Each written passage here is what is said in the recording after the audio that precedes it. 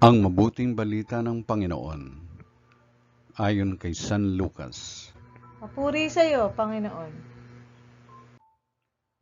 Noong panahong iyon, si Jesus ay tinanong ng mga Pariseo kung kailan itatatag ang kaharian ng Diyos.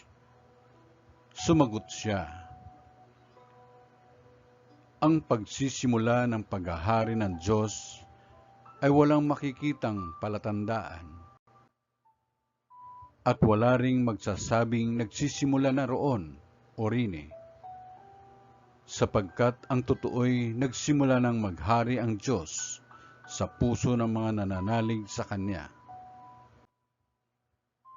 At sinabi niya sa mga alagad, darating ang panahong hahangarin ninyong makita ang isa sa mga araw ang anak ng tao, ngunit hindi ninyo makikita iyon.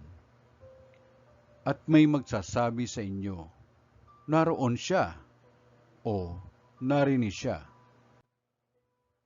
Huwag kayong pumunta upang siya'y hanapin, sapagkat pagsapit ng takdang araw, ang anak ng tao'y darating na parang kidlat.